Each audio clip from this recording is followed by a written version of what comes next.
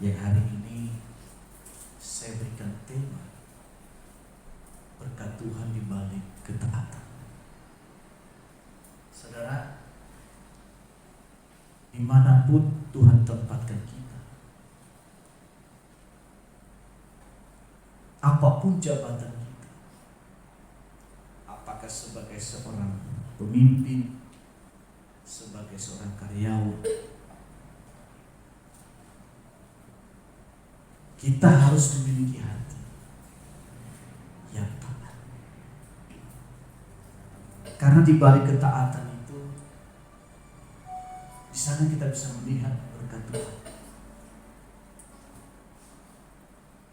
Banyak orang yang pintar, banyak orang yang punya talenta yang begitu luar biasa. Tapi sayangnya mereka tidak sampai pada tujuannya karena satu hal, ketaatan. Dan saya tambahkan kesetiaan. Karena kalau kita bicara ketaatan dan kesetiaan, maka dia berurusan dengan perasaan kita. Suka atau tidak, itu selalu berurusan dengan perasaan. Kalau Anda menjadi seorang karyawan, salah satu penilaian itu berbicara tentang ketaatan dan kesetiaan. Taat dan setia. Dibaca dari depan belakang, tulisannya taat. Kalau nggak taat ya tamat. Sama, baca depan belakangnya tetap taat. Saudara kasih Tuhan, meskipun kita memiliki kemampuan yang luar biasa, tapi kalau kita nggak punya ketaatan, jangan mengharapkan ada terobosan dalam hidup. Dan kalau kita nggak punya kesetiaan, Alkitab berkata, setia dalam perkara kecil, maka Tuhan percayakan juga perkara-perkara yang besar. Tuhan Yesus tidak pernah mengatakan pada Zakheus, hamba yang jahat, atau pada perempuan yang tertangkap basah berbuat dosa, pada orang-orang yang dikatakan mereka ini pendosa yang disingkirkan di masyarakat. Tuhan tidak mengatakan mereka hamba yang jahat. Tuhan yang mengatakan jahat kepada orang. Kepada siapa? Kepada hamba yang malas dan yang tidak setia. Seorang tuan ini dia berikan perumpamaan seorang tuan yang ingin pergi ke luar negeri. Dia mempercayakan kepada hamba-hambanya yang pertama 1 talenta. Yang kedua kepada hamba yang selanjutnya 3 talenta. Dan yang terakhir kepada yang 5 talenta. Saudara, yang dipercayakan 4 talenta, dia lipat gandakan menjadi 8, menjadi 10. Yang 3 dilipat gandakan dari 3 menjadi 6. Tetapi yang 1 dia kubur ke dalam tanah. Saudara, pada waktu tuannya pulang, lalu masing-masing mereka dipanggil oleh Tuhan. Yang dipercayakan 5, Tuhan ini talenta ya, Tuhan percayakan 5, sekarang sudah 10. Dan Tuhan katakan, perbuatanmu sangat baik sekali.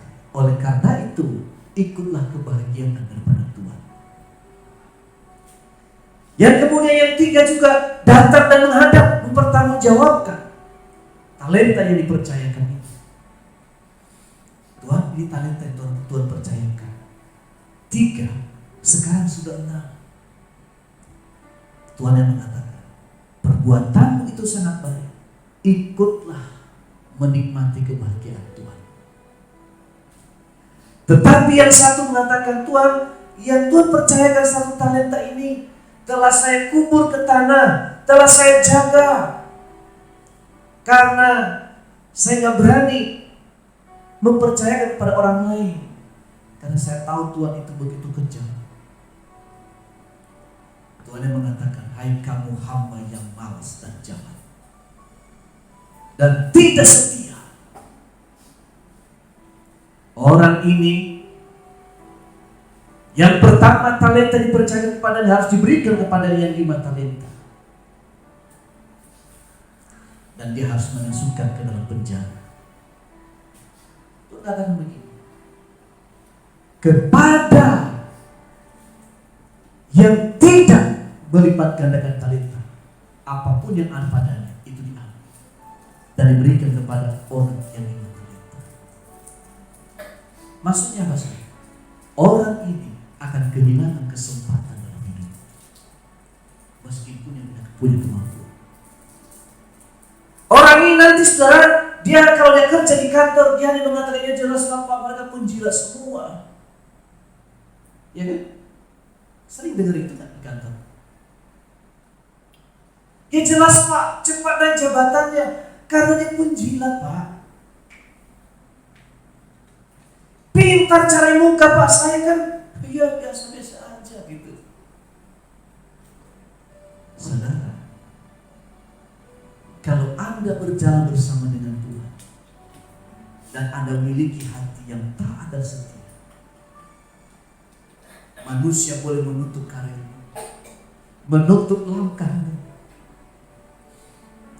tetapi pintu yang tertutup itu ketika Anda berharap kepada Tuhan, Tuhan akan membuat pintu yang tertutup itu semua jadi sebuah pintu mukjizat, sebagai pintu kesempatan.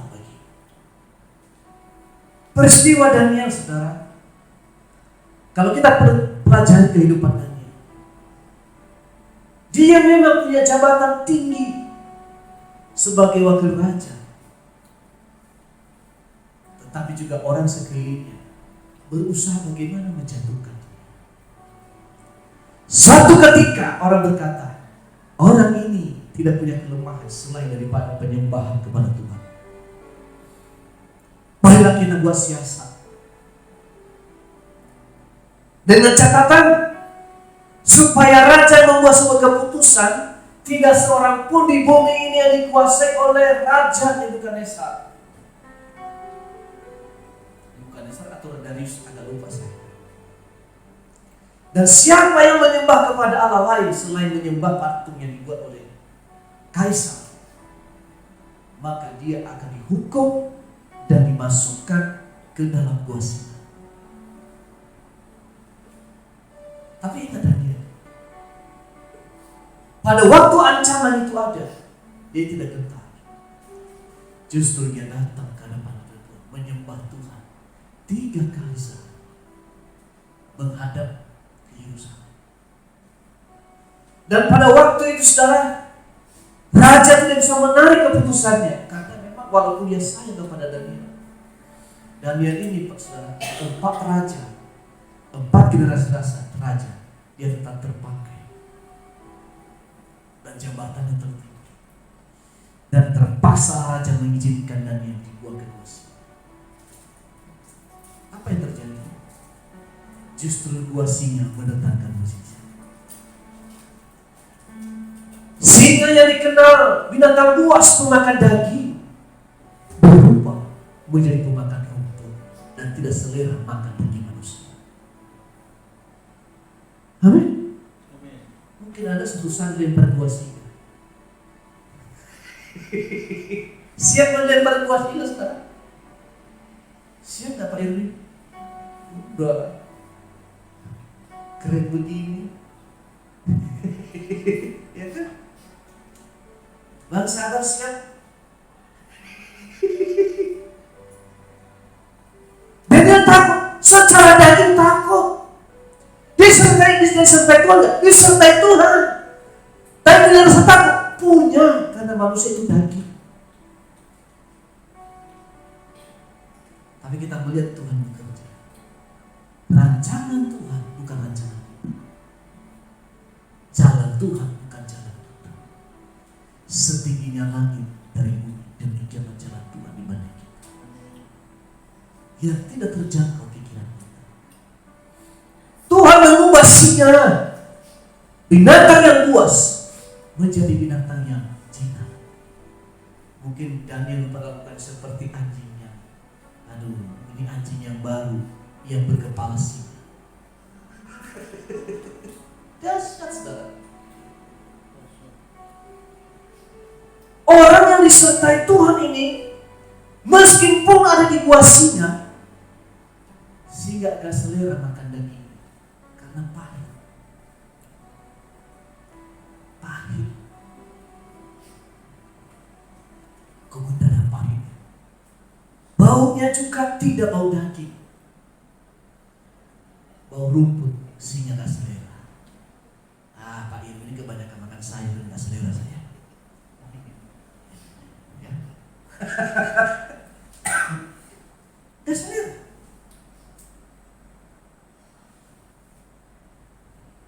Saudara, kalau kita disertai oleh Tuhan, Anda boleh ada di tempat yang kelam sekali. Tetapi Tuhan mengubah kekelaman itu menjadi berkat. Daud mengatakan dalam Mazmur 23, sekalipun aku berjalan dalam berbagai kekelaman, aku tidak takut bahaya. Sebab gadang dan tongkat itu menghibur aku seumur hidupku, dan kebajikan kemurahan mengikut aku seumur hidup. Luar biasa. Kita nyanyikan sama-sama ya. Aku percaya berkatku atasku melimpah, kebajikan kemurahan selalu mengikutiku, ku puji, ku sembah. Aku percaya,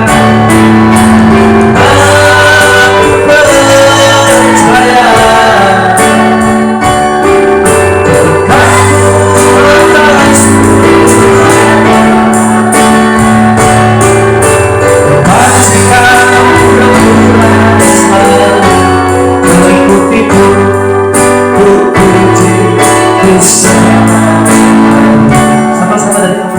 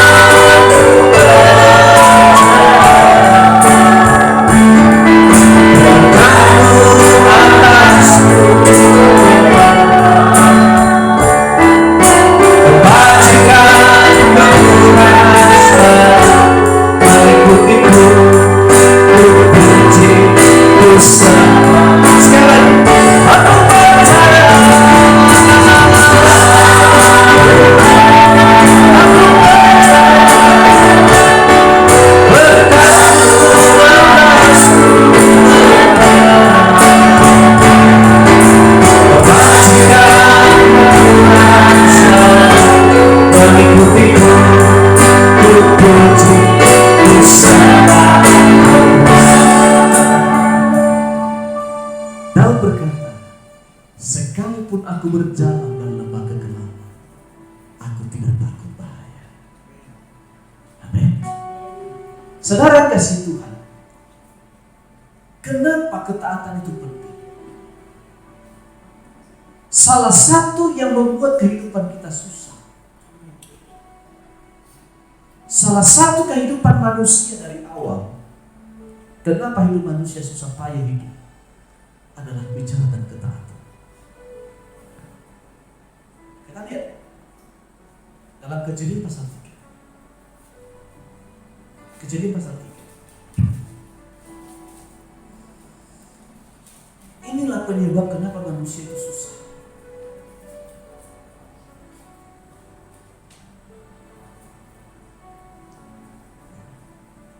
Di dalam dalam Kejadian pasal 3.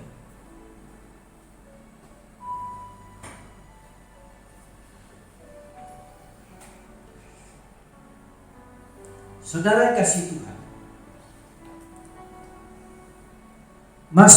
Kejadian pasal 3 ini, ketika manusia jatuh dalam dosa, lalu mereka ini yang Hawa dikutuk, dikatakan susah payah waktu engkau melahirkan, tetapi tetap engkau birahi kepada suami. Tetapi kepada seorang laki-laki dia begini, terkutuklah tanah.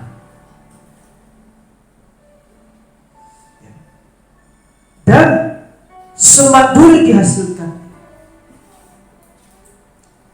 Ya, dia ayat 18, ayat 17 dan 18. Lalu firman Tuhan kepada manusia itu, karena engkau mendengarkan perkataan istrimu dan memakan dari buah pohon yang telah kuperintahkan kepadamu, jangan makan daripadanya, maka terkutuklah tanah karena engkau. Dengan susah payah engkau mencari rezekimu dari tanah seumur hidup. Semaduri dan rumput duri yang akan dihasilkan bagimu, dan tumbuh-tumbuhan di padang akan menjadi makanan. Dengan berbelum engkau mencari makananmu, seperti engkau kembali lagi menjadi tanah, sampai engkau kembali lagi menjadi tanah, karena dari situlah engkau diambil, sebab engkau debu, dan engkau akan kembali menjadi debu. Akibat ketidaktaatan, akibat ketidakmiliki hati yang teguh, maka alam ini terkutuk, sehingga manusia tidak menerima hasil yang masuk. Akhirnya yang terjadi, saudara, orang bekerja dengan susah payah, yang diistilahkan sekarang ini, kepalanya berubah menjadi kaki, kakinya berubah menjadi kepala. Tapi sebelum manusia jatuh dalam dosa, mereka diberkati dengan luar biasa, tanpa harus bekerja, tanpa harus susah payah. Karena Tuhan berkata, berkat Tuhan dan menjadikan manusia itu kaya, dan susah payah tidak menambahi. Tapi akibat ketidaktaatan membuat manusia harus susah payah mencari nafkah. Dan akibat dosa itu timbul rasa iri hati, yaitu di pasal yang keempat, di mana kita melihat Kain dan Habel. Kain menjadi seorang petani, tapi Habel menjadi seorang peternak kambing domba. Dan pada waktu itu Habel mempersembahkan korban kambing domba kepada Allah, diterima oleh Tuhan. Tapi persembahan Kain ditolak oleh Tuhan. Kenapa, saudara? Karena manusia ini ketika jatuh dalam dosa, dia kehilangan kreativitasnya, kebijaksanaannya. Kan sebetulnya korban itu harusnya kambing domba, kan? Tetapi Kain ini dia persembahkan dengan apa? Apa sih? Berkas gandum dan sebagainya. Harusnya kan kalau kreatif kan tukar kan dengan kambing domba, benar. Tapi karena akibat dosa hilang kreativitasnya, hilang kebijaksanaannya, akhirnya bersama Tuhan seenaknya sendiri. Makanya banyak orang yang bermain-main kan kepada Tuhan. Saya nggak tahu Anda bagaimana serius dengan Tuhan dalam ibadah ini, tapi kan Tuhan itu tahu. Ya, Tuhan itu tahu. Ada malaikat yang mencatat, dan ada malaikat Tuhan yang paling setia, namanya iblis. Dia tahu Anda sedang apa di dunia ini, apa yang sedang Anda pikirkan. Ya. Dan akhirnya apa yang terjadi? Rasa iri dan benci muncul di hati Kain dan akhirnya membunuh manusia. Itu adil. Waktu itu jumlah manusia hanya 4 orang. Kalau dibunuh satu, berapa jumlah manusia yang dibunuh? 3/4. Ya kan? Hanya 4, berarti 3/4 penduduk dunia dibunuh. Akibatnya karena kehilangan kebijaksanaannya, kehilangan kemuliaan Tuhan, kreativitasnya pun hilang, dan akhirnya membuat manusia menjadi jahat. Saudara, mungkin hari-hari ini kita mengalami kesusahan. Ayo kita koreksi, termasuk saya koreksi diri. Kita koreksi diri. Kenapa saya hidup susah?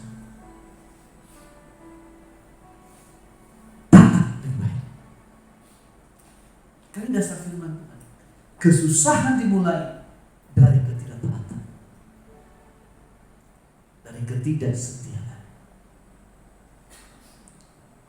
Ya.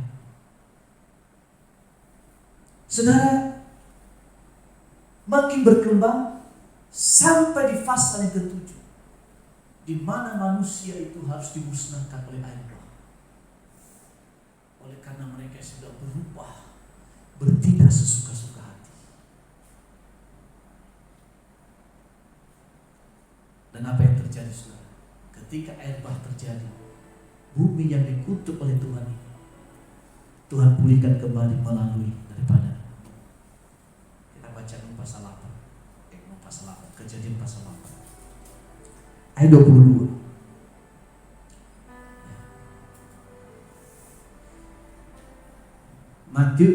Kejadian pasal 8, supaya lebih lengkap kita baca mulai ayat 20 sampai 22. Saya bacakan. Lalu Nuh mendirikan mezbah bagi Tuhan. Dari segala didirikan mezbah bagi Tuhan dari segala binatang yang tidak haram dan dari segala burung yang tidak haram. Diambilnya beberapa ekor, lalu dipersembahkan korban bakaran di atas mezbah itu. Ketika Tuhan mencium persembahan yang harum itu, berfirmanlah Tuhan dalam hatinya, Aku tidak akan mengutuk bumi ini lagi karena manusia, sekalipun yang ditimbulkan hatinya adalah jahat dari sejak kecilnya. Dan aku tidak akan membinasakan lagi segala yang hidup seperti yang telah kulakukan. Selama bumi masih ada, tak akan berhenti musim menabur dan menuai, dingin dan panas, kemarau dan hujan, siang dan malam. Kapan saudara Tuhan memberikan tanah? Pada waktu mempersembahkan korban bakaran di hadapan Tuhan. Dan Tuhan berfirman, selagi bumi ada, selagi bumi matahari, selagi Anda menabur, Anda pasti menuai. Selama Anda setia dalam perkara kecil, Tuhan akan percayakan Anda perkara-perkara yang besar. Saudara, tapi kalau orang tidak menabur yang baik dalam hidup, tidak menghargai pemberian dari Tuhan,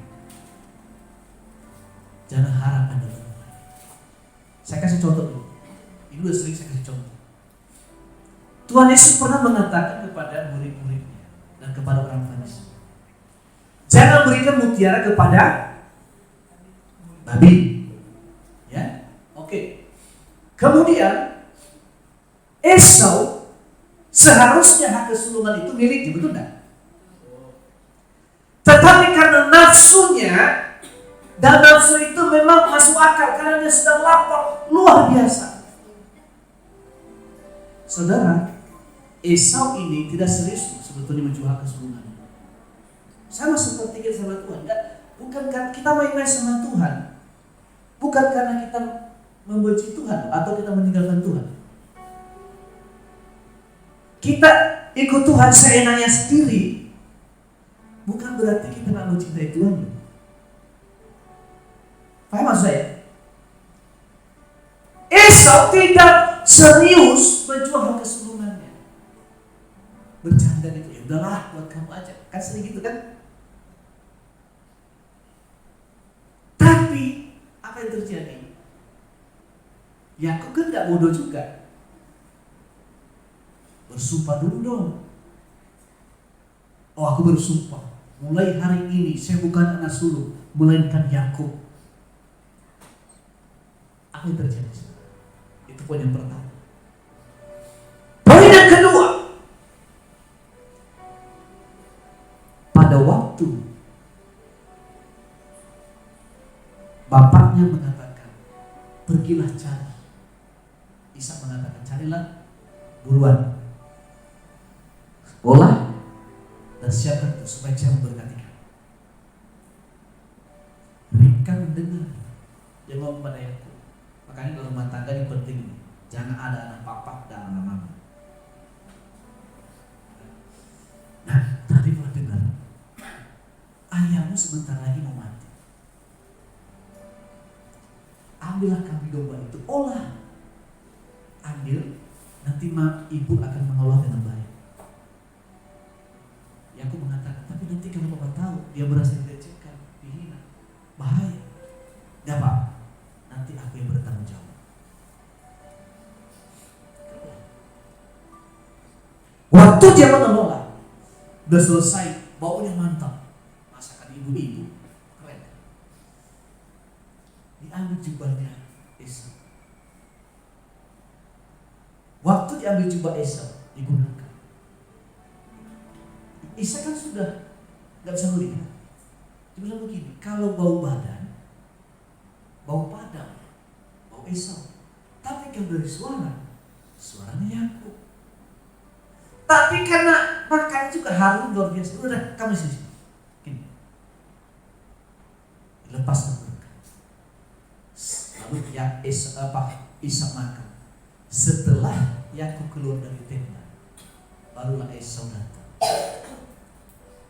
Lalu ketika dikatakan, Bapak, saya sudah siapkan nih. Gak ada berkat lagi. Tadi siapa yang datang ke sini itu? Tapi dia tetap diberkati. Apapun alasannya, dia tetap orang yang diberkati. Baru dia menangis, meraung-raung. Dia menyatakan, ini Yakub, benar-benar ini Yakub. Pertama dia sudah mencuri kesulunganku. Dia menipu saya dengan apa? Bersumpah supaya kesulungan untuknya. Nah ya, Ishak ini juga hamba Tuhan. Ishak mengatakan, oh iya, pantaslah. Karena dari awal sudah dijual. Karena awal bermain-main dengan kesulungan. Kan? Akhirnya Ishak mengatakan, dia tetap diberkati. Dan sejak itu Tuhan mengatakan, aku mengasihi Yakub dan membenci Esau. Bermain-main sama Tuhan kayak gitu. Nah, Yesus mengatakan, jangan berikan mutiara kepada babi, karena babi selalu kembali pada anjing memakan untanya. Secara tidak langsung, bahasa kasar saya kalau saya mengatakan, setiap orang Kristen yang tidak menghargai Tuhan dalam hidupnya dan pemberian Tuhan dalam hidupnya, sepertinya ya Tuhan mengatakan sama orang itu, orang ini babi. Jangan berikan yang ilahi sama orang. Ini pedas loh bahasanya. Itu karena Tuhan Yesus itu selalu pakai bahasa ilustrasi, bahasa perumpamaan. Karena bahasa itu pedas. Orang ini babi. Jangan berikan ilahi sama orang itu. Nah ini dia. Orang yang bermain-main dengan Tuhan tidak menghargai anugerah Tuhan. Tuhan mengatakan orang ini babi. Keras. Bagaimana sih kelakuan babi? Hidupnya hanya berakhir di pemanggangan. Di babi kecapnya Bu Elis. Hanya untuk dibantai. Makanya jangan heran banyak orang Kristen hidupnya tidak pernah maju karena keberatan. Jadi hari ini kita belajar sama-sama untuk serius dengan Tuhan. Saya kasih contoh bagi kita.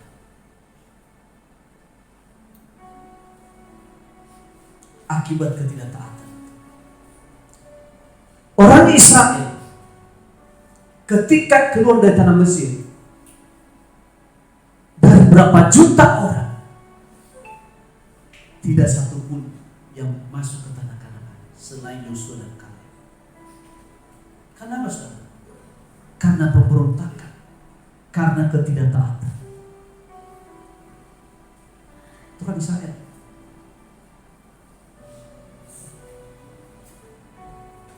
Dikasih tahu debat, dinasehati, nggak masuk. Apa yang terjadi? Mereka mati dipanggut ular di badan gunung. Mereka tidak dikuburkan, saudara. Mereka bergelimpang. Mereka dimakan burung di udara, ular beludak yang memakan bangkai mereka. Kenapa? Karena ketidaktaatan. Tuhan katakan, kalau umat pilihannya saja tidak disayangkan ketika mereka berontak, apalagi kita ini hanya dicangkokkan. Kita ini dikasih karunia, udah kasih karunia main-main lagi. Sama Tuhan seenaknya sendiri. Paulus berkata, kalau orang pilihannya aja dia tidak sayang ketika mereka berontak, apalagi kamu ini hanya dicangkokkan, hanya kasih karunia. Itu contoh yang pertama. Contoh yang kedua adalah Saul. Saul ini diperintahkan oleh Samuel. Yang pertama dikatakan ini, kamu harus basmi orang Amalek. Jangan kasihani mereka, bantai mereka. Tetapi apa yang terjadi? Raja Agag, Raja Amalek dibiarkan hidup. Yang kedua, saudara, kambing domba, lembu yang bagus-bagus, kambing domba yang bagus-bagus tidak dibantai. Samuel mengatakan, kamu ini gimana sih? Saya sudah perintahkan, Tuhan yang ngomong, jangan kasihani mereka. Jawabannya apa? Sengaja saya kumpulkan untuk persembahan kepada Tuhan. Hebat ya? Samuel mengatakan, ketaatan itu lebih daripada persembahan. Jadi saudara, kalau Anda gak serius dengan Tuhan, mau berpuluhan 100 juta taruh di kota ini, gak ada guna apa. Serius. Pribadinya kita bukan. Itu orang apa? Yang kedua, kesalahan Saul. Pada waktu orang Filistin sedang mengepung Israel, dia ketakutan. Dia menunggu Samuel 2 hari gak muncul.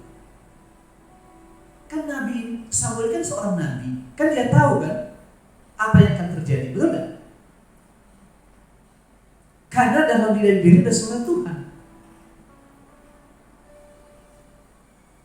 Nah, orang Israel kalau berperang harus mempersembahkan korban. Dia menunggu, dia gelisah. Kapan dia datang? Dan akibat kegelisahannya itu, yang seharusnya dia tidak boleh mempersembahkan korban, membakar persembahan kepada Tuhan, tapi dia beranikan diri, ambil kambing domba dipersembahkan di atas mezbah.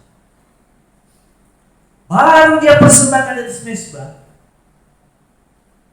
Samuel datang. Wih, kaget. Samuel ngomong, ini seorang nabi, kamu itu bodoh. Bukannya rendah hati, saudara. Makanya orang yang ditegur itu marah. Kalau ada ditegur marah nggak? Halo? Udah salah ditegur marah lagi. Ada nggak? Hah? kepada Nabi Samuel, hargai saya itu di hadapan umatku.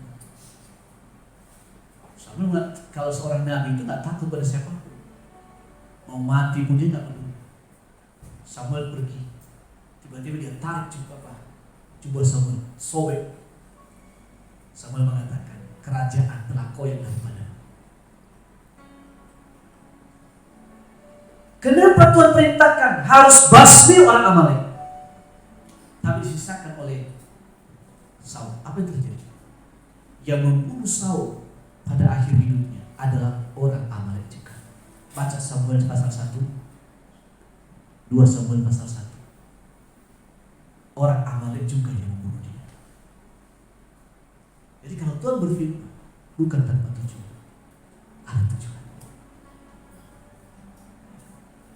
Kalau raja yang Tuhan pilih saja, Tuhan tumbangkan ketika dia menyimpang. Apalagi kita bersiapa-siapa, baru berhasil dikit, gayanya udah berubah, cara ngomongnya sudah berbeda, melihat orang juga sudah beda, senyumnya sudah berbeda. Keren, senyum harus diatur-atur. Datang ke gereja juga udah berbeda. Terus nyindir mulu ya. Tapi udah isi diri aja juga masih tahu aja ya. Tuhan, kasih karunia Tuhan, berikan saya sabar. Haleluya. Ya. Saudara kasih Tuhan, jangan sampai ketika Tuhan datang gak mengenal kita. Jangan sampai kita kehilangan berkat yang Tuhan sediakan kepada kita hanya akibat karena kesombongan kita, karena keegoisan kita.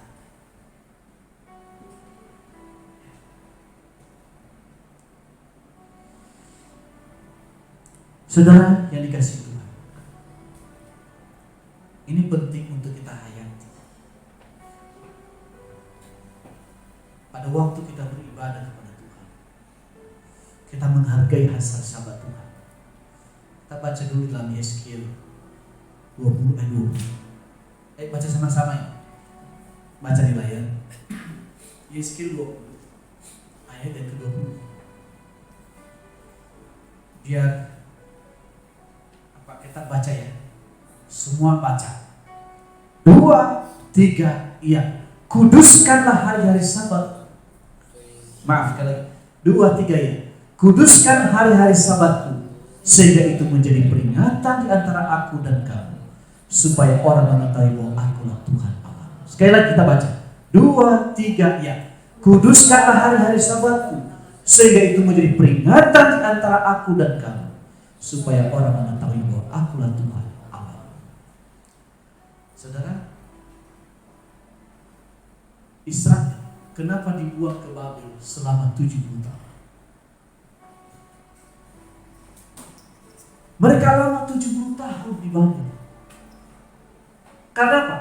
Karena mereka mengabaikan hari-hari Sabat Tuhan. Tidak menghormati hari Sabat Tuhan. Ibadah kita hari ini hanya 2 jam. Anda pergi ke arisan bisa 1 hari.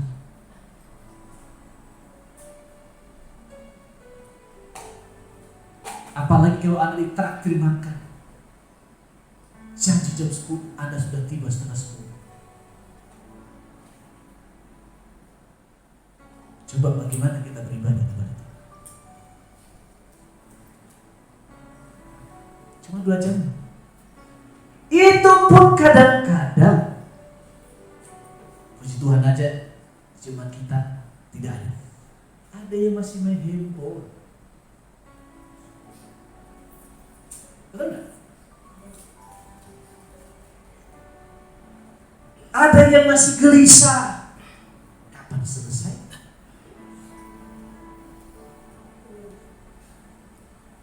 Saudara, pada waktu kita menguduskan hari Sabat Tuhan, di situ nanti ada perbedaan. Jangan heran Anda membuka toko, produk yang sama, sewa tempat yang sama, tapi punya dampak yang berbeda. Nanti orang tanya, kok bisa ya? Kok toko kamu lebih ramai? Baru-baru ini saya dapat kesaksian seorang anak Tuhan. Ini seorang Kristen masih muda. Mereka buka toko sembako. Yang satu juga buka toko. Ada depo air, ada gas, dan lain sebagainya. Ini rukonya sama-sama ruko yang mewah. Tapi anak Tuhan ini tokonya lebih ramai, produknya sama, harganya sama, galonnya juga harganya sama, mereknya sama. Nah, ibu-ibu ini keluarganya datang labrak. Ini labrak benar. Apa istilahnya? Jangan, apa istilahnya, persaingan itu? Mendominasi. Monopoli. Dia bilang, Bu, monopoli gimana? Saya nggak pernah nari-nari orang. Harganya juga saya nggak turunkan. Dan yang saya jual di sini juga saya nggak ambil untung. Es krim saya kasih bebas diambil. Coba bayangkan.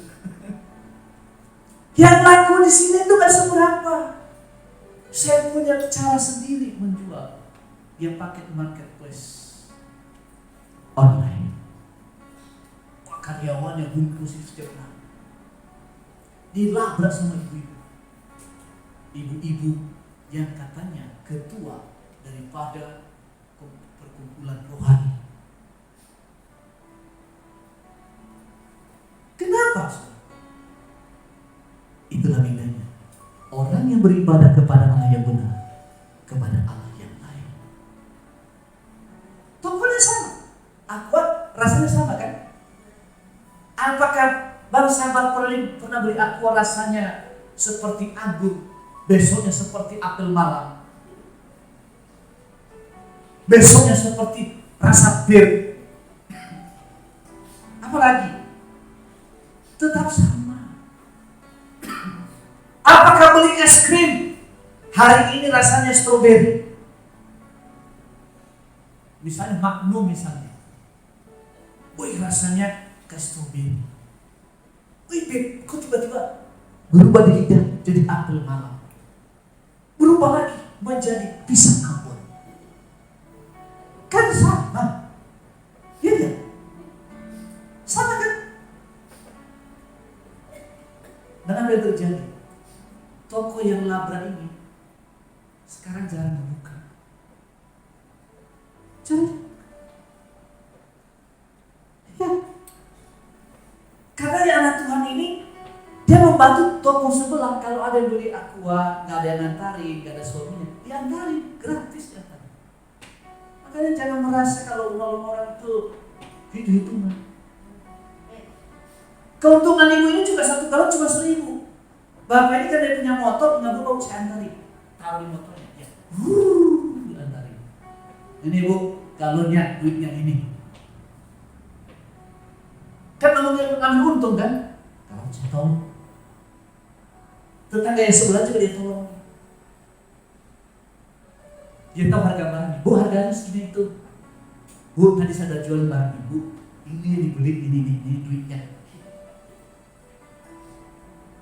Dia mengambil di situ, udah barang di toko saya aja. Bukan. Itulah anak Tuhan. Ngerti nggak?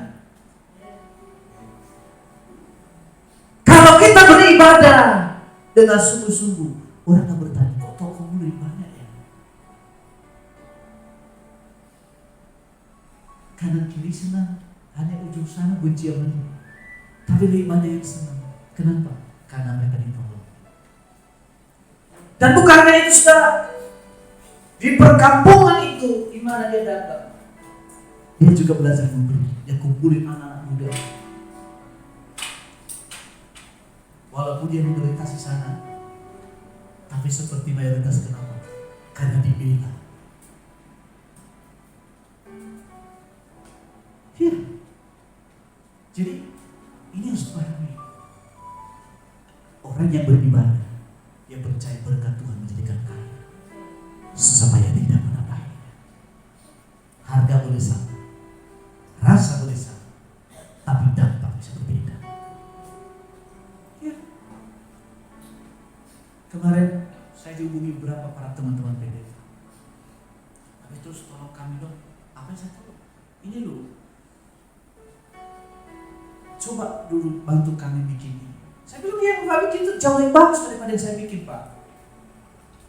Iya, tapi punya Bapak kok lebih senang orang. Nah saya bilang, nah itulah bedanya.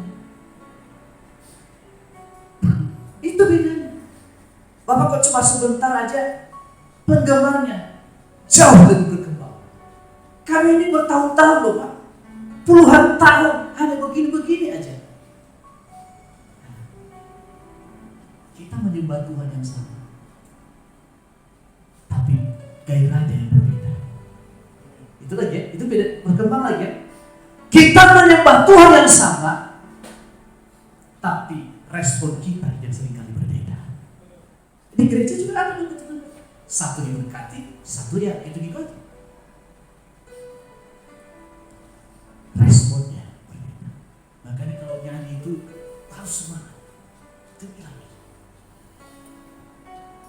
Ya. Jangan yang mengeluh. Dagangan saya cuma sekian hari ini.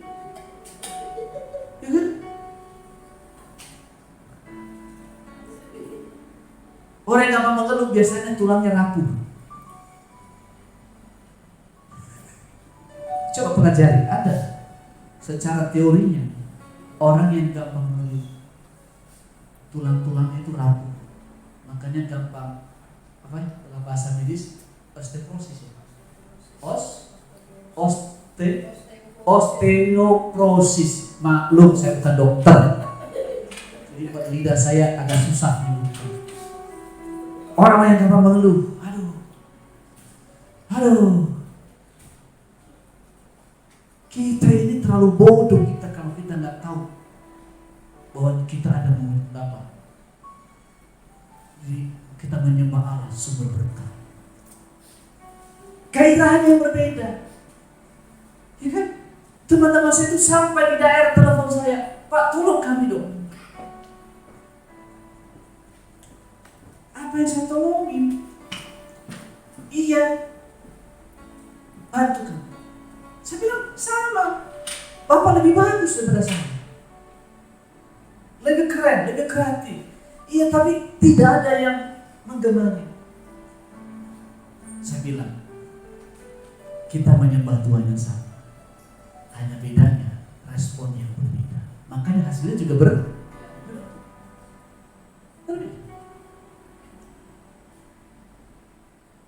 Jadi kalau saya bicara ini kepada kita semua, saya tidak berarti menghakimi saudara. Ayo kita maju bersama. Maksud saya gitu loh.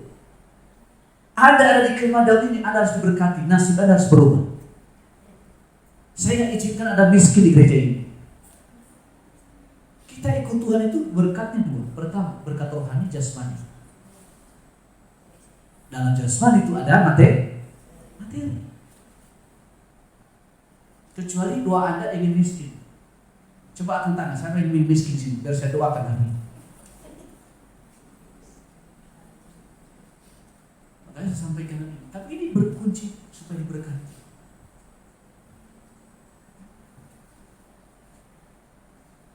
Itu kunci. Jadi sekarang berubah respon kita dengan Tuhan. Cara berdoa juga harus berubah. Harus berdoa dengan antusias. Jangan hanya meminta, tapi juga memerintah. Perintah.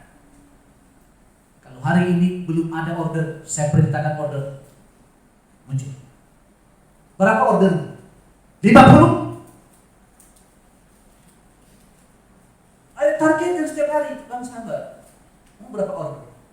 Mau tarik. Siapa yang suka dagang ini? Bu Mary, Bu Elis, siapa? Bang Andi. 20.000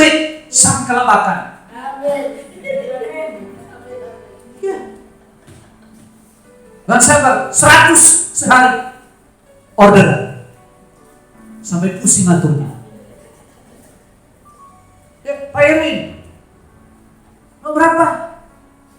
Tapi saya mau nyatakan semua, harus berekspresi.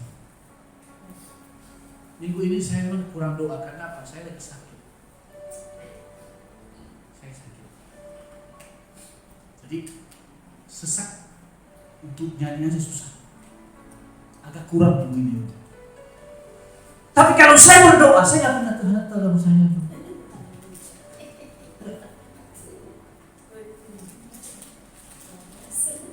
Apalagi saya menangis, Tuhan tolong saya.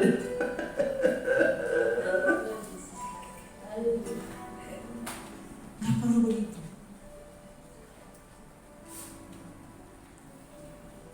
Kami perintahkan. Lumbungku diberkati. Perbudatanku saya perintahkan mengalir berkat Tuhan. Kekayaan timur, barat, selatan, utara mengalir dalam nama Yesus. Itu baru. Pak Hotlan juga sama. Saya sehat karena tubuh saya diciptakan sempurna, bukan saya sakit. Karena saya hamba Tuhan harus beritakan Injil, harus saya punya kaki yang sehat, tangan yang sehat. Itu namanya bertindak dengan iman. Jangan berdoa hanya gitu-gitu aja. Tuhan tolong saya, Engkau tahu hati saya. Tuhan tahu, Tuhan dicintai.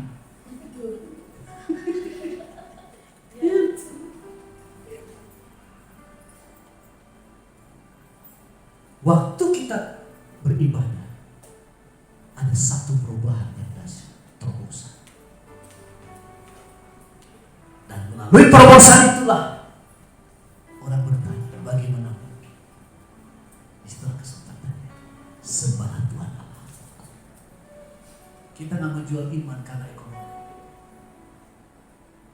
Saya begitu sayangkan sekali kalau ada anak Tuhan jual iman hanya karena ekonomi. Hanya karena pria itu belah.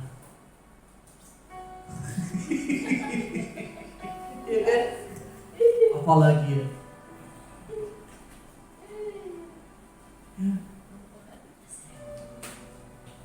Ini ponakan saya dari sini.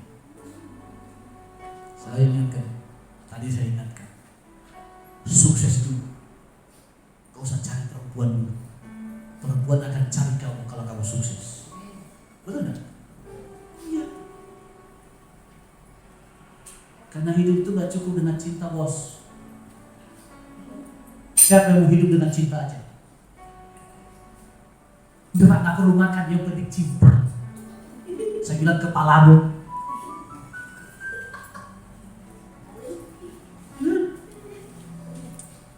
Betul gak?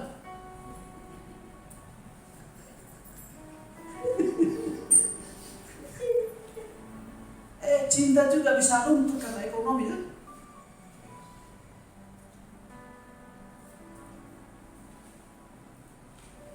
Oleh karena itu, ayo dulu sungguh-sungguh dengan Tuhan.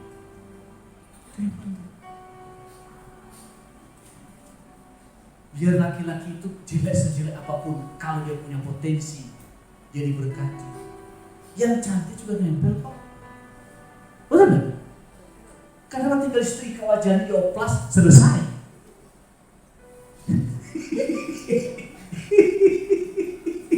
Gampang. Kalau masalah wajah ini enggak masalah. Pergi ke Korea, oplas. Gak cukup, saya taruh plastik di rumah. Saya banyak plastik di rumah, dia oplas.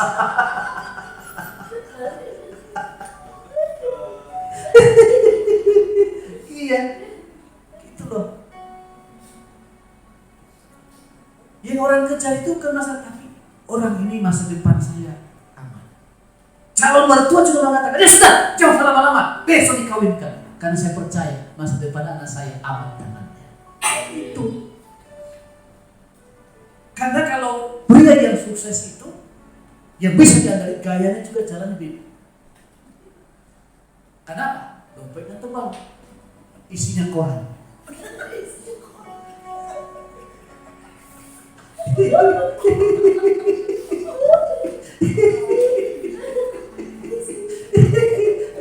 Enggak, maksud saya artinya karena diberkati.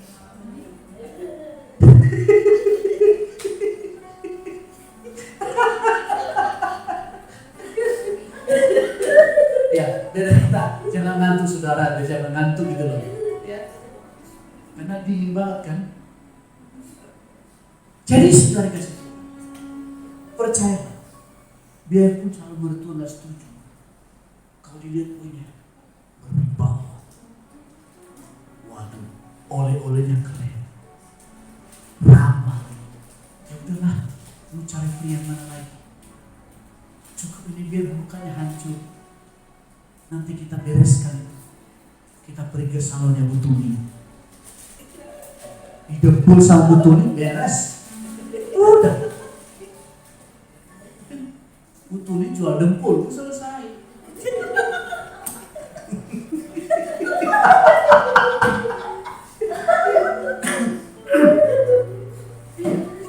Gampang.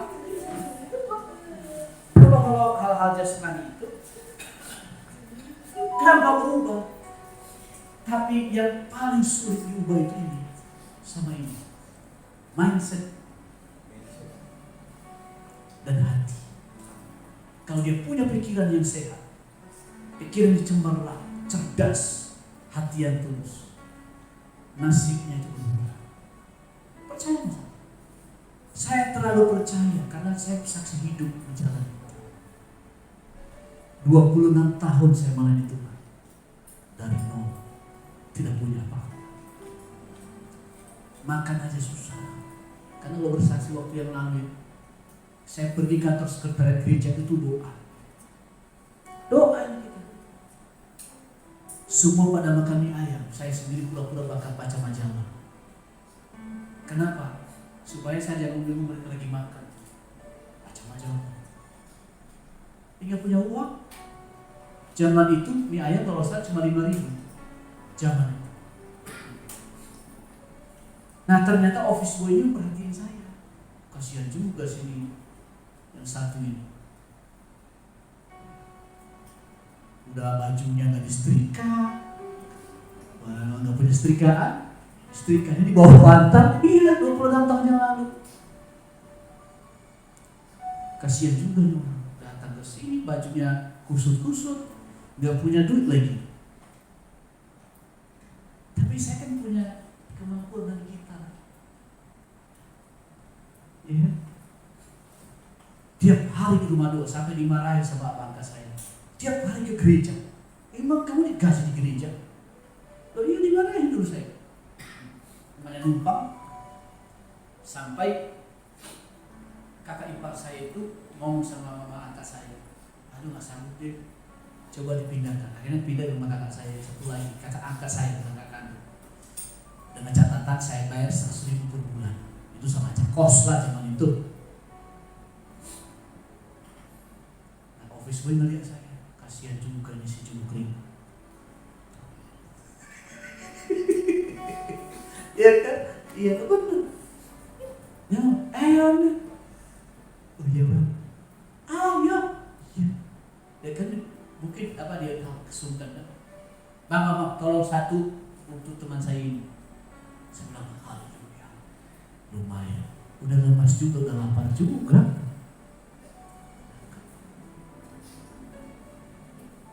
Tapi dari rumah doa itu, disitulah saya mau dikenal di Jakarta dengan satu kita, satu mulut, dua lutut, saya mulai dikenal.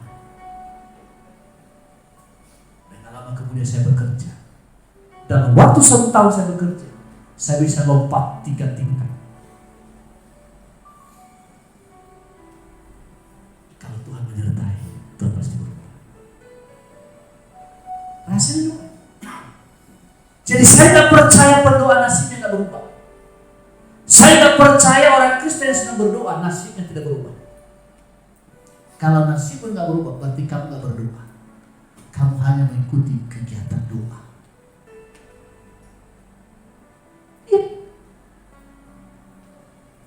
Kamu datang dengan kerinduan, kamu percaya ada mujizat, semangat memegang pasti berbalas. Saya bekerja sekarang, saya sakit aja, selain gratis dapat duit lagi. Ya, anak daerah, anak yang masih polos-polosnya, yang tidak ngerti ABC, kok bisa dipercaya? Kok bisa memegang jabatan-jabatan itu? Yang pada waktu itu jabatan itu minimal S1. Karena harus memanage semua kan, harus mengatur segala. Dan semua orang harus bayar sama saya. Harus bayar. Kenapa? Nasibnya ada di tangan saya. Di ujung pulpen saya nasibnya. Jadi jangan kasih. Kenapa saya tekankan kita ayo doa dengan sungguh. Satu tujuan saja. Rohani kita bertumbuh dan keadaan kita juga berubah. Ekonomi kita berubah, rumah tangga kita juga berubah. Masa depan kita, anak-anak kita juga berubah. Tidak ada tujuan lain. Oleh karena itu hari ini ayo memiliki ketaatan kepada Tuhan. Jadi memelihara hari Sabat. Yang terakhir Amsal 3 ayat 6 sampai 9. Kita baca ya. Kita baca sama-sama.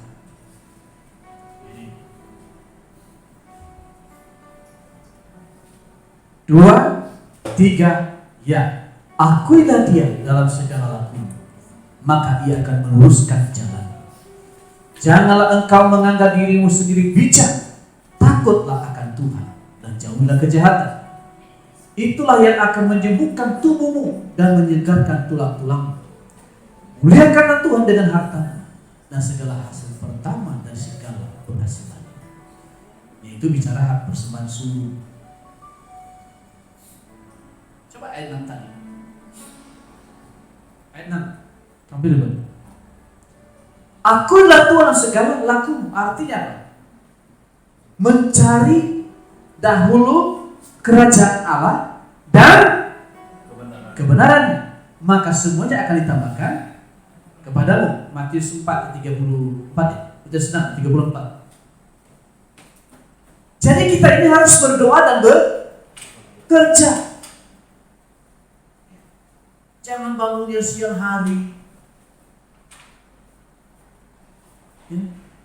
datang ke kantor terlambat. Lama-lama juga kantornya marah juga. Waktu kita akui Tuhan dalam hidup kita, Tuhan menuntut kita yang lurus. Jadi orang ini menjatuhkan kita di kejaran. Orang tadi nggak mau bayar tagihan, agak tega dia bayar. Amin. Makanya doakan mitra kerja Anda. Pelangganan itu mitra. Teman, doakan di Tuhan berkati dia supaya bisa membayar. Supaya dia jangan menipu. Maka ia akan meluruskan. Mungkin kita tadinya salah, tapi karena kita sedang berdoa, Roh Kudus menuntun kita, ayo belok. Akhirnya jalan yang benar. Ayat 7. Janganlah engkau menganggap dirimu sendiri bijak. Orang yang menganggap dirinya bijaksana tidak akan pernah bisa dinasihatin. Gak bisa diingatkan berkali-kali pun juga, ditegur berkali-kali pun juga, tidak akan masuk di pikiran. Karena merasa dirinya bijak. Jadi kalau orang sudah nasihat, ditegur berkali-kali, gak nurut. Nah ini dia.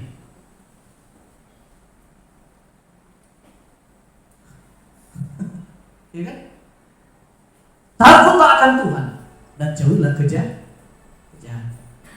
Ayat 8. Itulah yang akan menyembuhkan tubuh dan menyegarkan tulang. Ya, kalau minta kesembuhannya ini, hartamu gak dimakan belalang pelahap, gak dimakan belalang pelompat, gak dimakan dengan belalang pengering. Anda masih muda, tidak menjadi langganannya dokter. Ya. Tidak menjadi langganannya dokter. Baik si dokter sama Anda, karena apa? Anda pasiennya, bayar. Minimal gopek cek. Ya.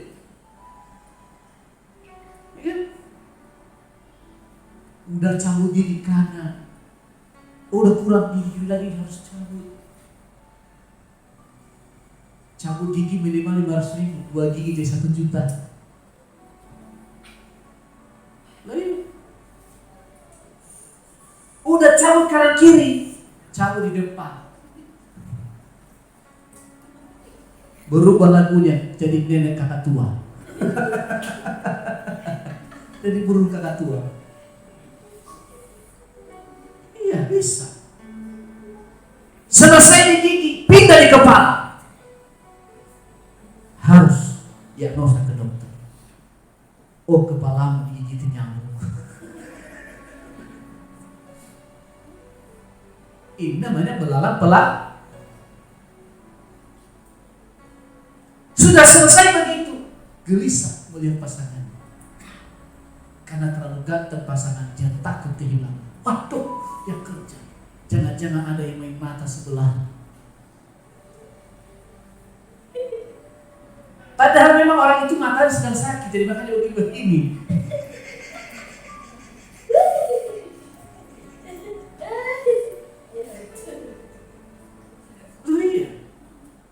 Ada tertawa, tapi banyak kenyataan seperti ini. Dia gelisah kalau pasangannya pergi. Aduh, udah istrinya cantik, bisa digodain orang. Akhirnya dia pakai intel mengikuti. Dia, aduh, kayak di neraka hidup. Ikuti suaminya, dia bayar intel supaya jangan ada orang yang main mata. Padahal dia mana ada yang main mata juga karena ngasih kode supaya pembayarannya di atas. Disuruh intelnya berapa kali main mata, berapa kali gede, dia sampai dihitung, bayangkan. Ada gelisah kan? Resah. Lama-lama penyakitan. Makanya dokter, ahli dokter tulang diberkati dengan luar biasa. Kaya oleh karena apa? Lutut kanannya melemah. Harus pakai paku, pakai bor. Loh iya, ada begitu. Karena Excelnya pindah, harus pindah ke dokter.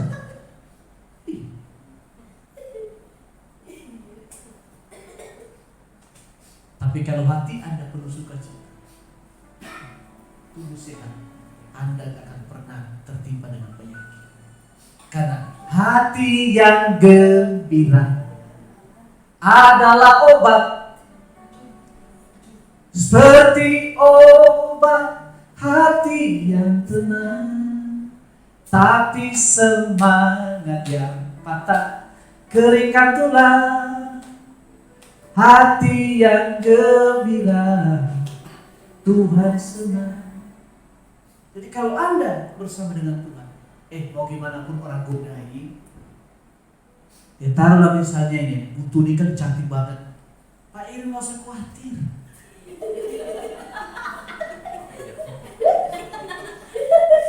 Butuh ini gak tergoda, dia melihat kayak tiang listrik kok yang godain.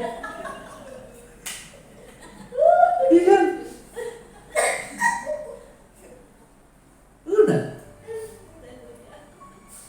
Ada malaikat Tuhan yang menjaga. Bayangkan Abraham itu istrinya sudah diambil loh, dibawa ke rumah. Ribka itu apa? Sarah umur 75 tahun. Kemudian umur berapa? 56. Sarah umur 75 tahun. Bayangkan raja naksir sampai cantiknya. Gak tahu cuma cantiknya itu sama. 75 tahun nenek ditaksir oleh raja. Raja kan punya kelas, bos. Ya, masalah Abraham juga sih. Itu istri bukan adikku. Adikku bukan anak ibuku. Kurang ajar juga ini. Ya udah. Raja Amalek mengatakan kalau gitu boleh deh saya ambil jadi istri saya. Ini bayarannya semua apa nama itu secara adat nih bayar. Untuk Tuhan itu baik.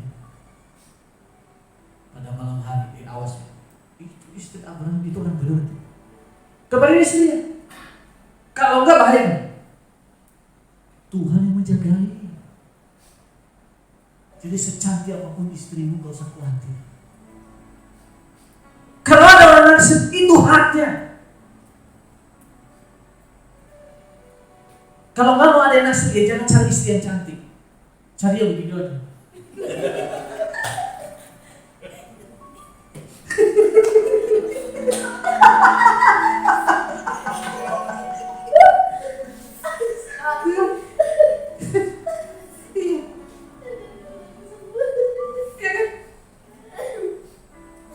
Solusi bagaimana supaya jangan ada naksir istrimu? Ya jangan baca ya gini.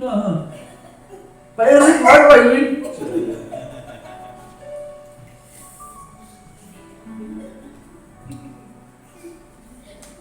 Tuhan yang menjaga. Percayalah nanti istrimu ngelihat kayak tiang istri nggak selera sorry ya. Suami ditaksir orang itu haknya. Makanya jangan punya suami yang ganteng. Cari yang mata belekan. Gak ada yang naksir. Ya. Mata belekan hidung mimisan, kuping congian, udah selesai.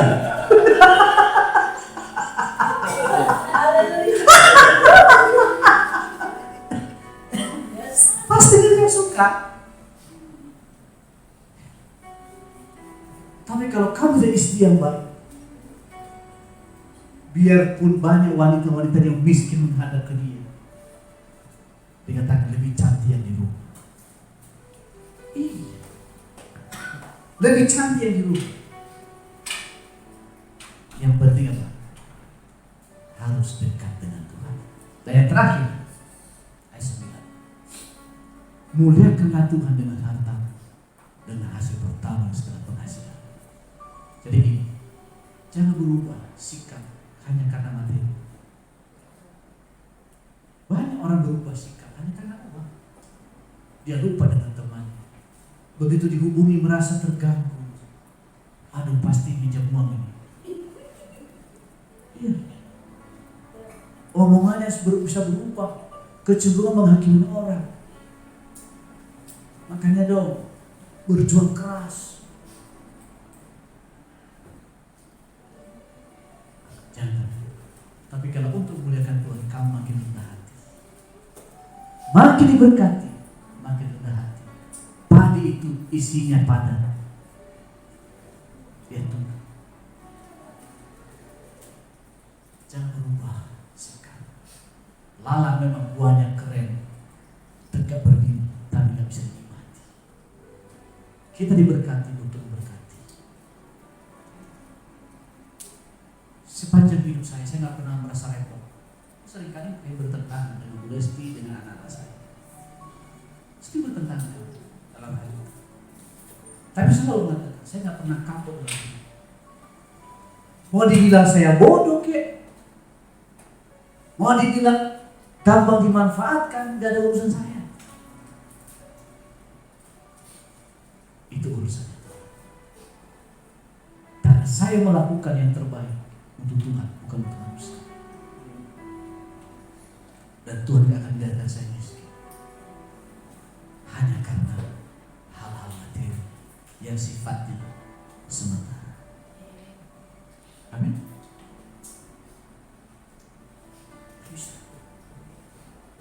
Daud mengatakan, dulu aku muda, sekarang sudah tua. Keturunan orang benar tidak pernah minta-minta roti. Kalau ukuran itu Kalau umur 80, saya ini setengah tua. Umur 40 itu setengah tua, 40 ke atas. Saya ini setengah tua. Iya betul. Umur 80 itu tua. Nah, setengah tua yang umur 40 ke atas. Saya mengatakan, dulu aku muda, sekarang setengah tua. Belum tua, setengah tua. Saya tidak pernah melihat keturunan orang benar meminta-minta mati. Dan orang benar hidupnya melarang. Pasti diberkati. Amin. Hari ini kebenaran firman. Ayo belajar taat. Taat kepada Allah. Taat kepada orang tua. Taat terhadap pemimpin-pemimpin rohani. Taat terhadap aturan yang ada di gereja ini. Kita ibadah sederhana. Jam 10 datanglah sebelum jam 10. Gampang kan? Hal yang sederhana, yang saya omongin sederhana, tapi Tuhan perhitungkan yang sederhana ini. Siapa bilang? Saya latih diri dari saya masih belasan tahun. Dari belasan tahun. Kalau saya ngomong ini saya jalan. Dari belasan tahun saya latih diri ketika beribadah, saya nggak pernah terlambat. Kadang-kadang saya paling lama di gereja, belum pada datang. Saya ikuti dari awal. Ya, sekali lagi ini saya ya, bukan berarti saudara. Saya sangat jarang keluar masuk kalau ibadah. Ini gak gampang. Apalagi dulu saya dipercaya sebagai koordinator ibadah. Aduh, karena saya mau kencing saya tahan itu. Nah, kapan saya bisa keluar waktu itu? Sudah mudah safat, udah gak tahan lagi. Dia sini jangan saya keluarkan lagi ibadah. Benar? Jangan salah, saya berkumpul di depan ini loh, mau khotbah loh. Tak tahan.